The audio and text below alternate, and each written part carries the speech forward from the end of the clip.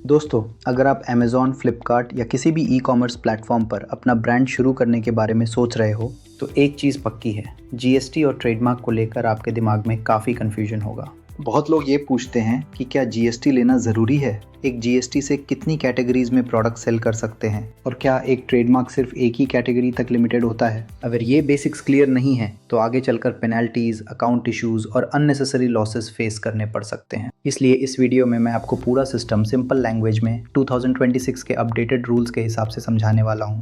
सबसे पहले जीएसटी की बात करते हैं। अगर आप अमेज़ॉन, फ्लिपकार्ट, मिंत्रा जैसे मार्केट प्लेसेस पर सेल करना चाहते हो तो जीएसटी लेना मैंडेटरी है, इसमें कोई डाउट नहीं है। कुछ लोग बोलते हैं कि बिना जीएसटी के भी ई कॉमर्स बिजनेस शुरू किया जा सकता है, लेकिन वो पूरी सच्चाई नहीं बताते।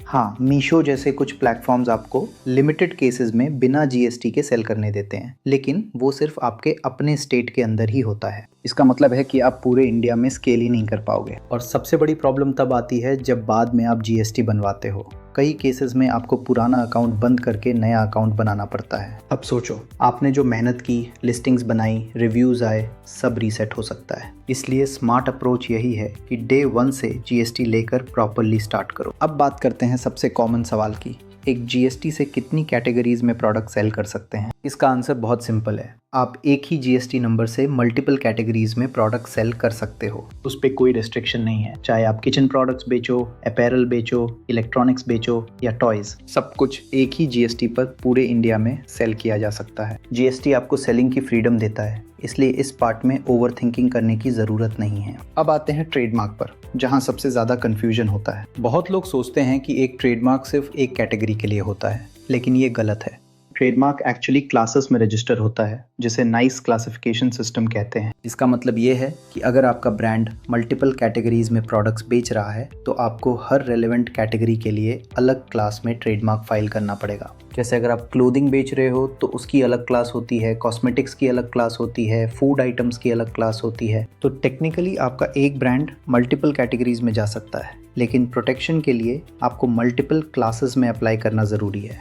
इसे ऐसे समझो, जीएसटी आपको सेल करने की फ्रीडम देता है और ट्रेडमार्क आपको ब्रांड को प्रोटेक्ट करने की पावर देता है। अब एक और कॉमन सवाल, क्या 14-17 साल के बच्चे अपना ई कॉमर्स बिजनेस शुरू कर सकते हैं? इसका स्ट्रेट आंसर है नहीं, कम से कम लीगली नहीं। जीएसटी रजिस्ट्रेशन और लीगल बिजनेस एक्टिविटीज़ के लिए आपकी एज 18+ होनी चाहिए। अगर आप सोशल मीडिया पे देखते हो कि छोटे बच्चे अपना ब्रांड चला रहे हैं, तो रियलिटी में वो बिजनेस उनके पेरेंट्स या रिलेटिव्स के नाम पर होता है। बच्चे सिर्फ उसके फेस या मार्केटिंग का पार्ट होते हैं। अब जीएसटी पेनल्टीज की बात कर लेते हैं, क्योंकि ये बहुत इंपॉर्टेंट है और लोग इसे इग्नोर कर देते हैं। पेनल्टी तब लगती है जब आपने जीएसटी तो ले लिया, सेल्स भी आ रही है, लेकिन आप रिटर्न्स फाइल नहीं कर रहे। ऐसे केसेस में लेट फीस, इंटरेस्ट और कभी कभी लीगल नोटिसेस भी आ सकते हैं। एक और मिथ क्लियर कर देता हूँ, बहुत लोग सोचते हैं कि जीएसटी हर 3 महीने में भरना होता है, लेकिन ये पूरी तरह सही नहीं है। 2007 के रूल्स के हिसाब से जीएसटीआर 1 सेल्स रिटर्न मंथली या क्वार्टरली हो सकता है और जीएसटीआर 3B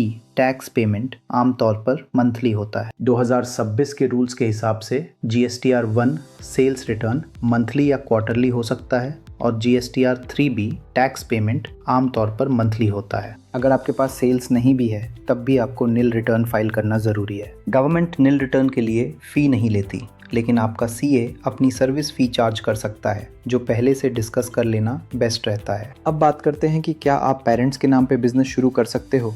हाँ, टेक्निकली आप कर सकते हो। आप उनके पैन एंड जीएसटी पर बिजनेस चला सकते हो, लेकिन ध्यान रखने वाली बात यह है कि सारी टैक्स लायबिलिटी उनके नाम पर जाएगी और उनकी टोटल इनकम में ऐड होगी। अगर वो ऑलरेडी जॉब कर रहे हैं तो एक बार ये भी चेक कर लो कि उनके एम्प्लॉयमेंट कॉन्ट्रैक्ट में बिजनेस करने की परमिशन है या नहीं। एक छोटा लेकिन इम्पॉर्टेंट कॉन्सेप्ट है ट्रेड नेम और लीगल नेम का डिफरेंस। ट्रेड नेम वो होता है जो आपका ब्रांड नेम होता है, जो कस्टमर्स देखते हैं। लीगल नेम वो होता है जो आपके जीएसटी और बिलिंग में यूज होता है। एग्जाम्पल के लिए आपका ब्रांड XYZ स्टोर हो सकता है, लेकिन आपका legal name Rahul Kumar enterprises हो सकता है। बिलिंग हमेशा लीगल नेम से ही होगी, इसलिए इसे क्लियर रखना बहुत ज़रूरी है। अब बिजनेस स्ट्रक्चर की बात करें तो शुरुआत में चीज़ें सिंपल रखना बेस्ट होता है। आप प्रोप्राइटरशिप से स्टार्ट कर सकते हो, या अगर 2 लोग हैं तो पार्टनरशिप फर्म बना सकते हो। शुरुआत में प्राइवेट लिमिटेड कंपनी बनाने की ज़रूरत नहीं होती, क्योंकि उसमें ज़्यादा कंप्लायंस, कॉस्ट और पेपर वर्क होता है। जब आपका बिजनेस स्केल हो जाए तब आप अपग्रेड कर सकते हो। एक और गलती जो बिगिनर्स करते हैं वो है बिना जीएसटी बिल के प्रोडक्ट्स खरीदना। शॉर्ट टर्म में ये सस्ता लग सकता है, लेकिन लॉन्ग टर्म में प्रॉब्लम क्रिएट करता है। शुरुआत में प्राइवेट लिमिटेड कंपनी बनाने की ज़रूरत नहीं होती, क्योंकि उसमें ज़्यादा कंप्लायंस, कॉस्ट और पेपर वर्क होता है। जब आपका बिजनेस स्केल हो जाए तब आप अपग्रेड कर सकते हो। एक और गलती जो बिगनर्स करते हैं वो है बिना जीएसटी बिल के प्रोडक्ट्स खरीदना। शॉर्ट टर्म में ये सस्ता लग सकता है, लेकिन लॉन्ग टर्म में प्रॉब्लम क्रिएट करता है। आपको इनपुट टैक्स क्रेडिट नहीं मिलेगा, अकाउंटिंग मिसमैच होगा और फ्यूचर में इश्यूज आ सकते हैं। इसलिए हमेशा ऐसे वेंडर से परचेज करो जो प्रॉपर जीएसटी बिल देते हो। अब अगर पूरे वीडियो को एक लाइन में समराइज करूं तो सिस्टम बहुत सिंपल है। जीएसटी लो ताकि आप लीगली सेल कर सको, रिटर्न्स प्रॉपरली फाइल करो ताकि पेनल्टीज अवॉइड हो, और सही क्लासेस में ट्रेडमार्क लेकर अपने ब्रांड को प्रोटेक्ट करो। सबसे इंपॉर्टेंट बात, शॉर्टकट ढूंढने की कोशिश मत करो। ई कॉमर्स में जो लोग लॉन्ग टर्म में जीतते हैं वो वही होते हैं जो शुरुआत से सही सिस्टम फॉलो करते हैं। सबसे इंपॉर्टेंट बात, शॉर्टकट ढूंढने की कोशिश मत करो। ई कॉमर्स में जो लोग लॉन्ग टर्म में जीतते हैं वो वही होते हैं जो शुरुआत से सही सिस्टम फॉलो करते हैं। अगर आप सच में अपना ब्रांड बिल्ड करना चाहते हो तो ये लाइन याद रखो, जीएसटी आपको सेल करने की फ्रीडम देता है और ट्रेडमार्क आपको ब्रांड बनाने की पावर देता है। अगर अभी भी आपके दिमाग में कोई डाउट है तो नीचे कमेंट करके ज़रूर पूछो, और अगर आप चाहते हो कि मैं पूरा step by step e commerce setup road map बनाऊं तो स्टार्ट लिखकर कमेंट करो, मैं उस पर भी डिटेल वीडियो बना दूंगा। मिलते हैं नेक्स्ट वीडियो में। नमस्कार।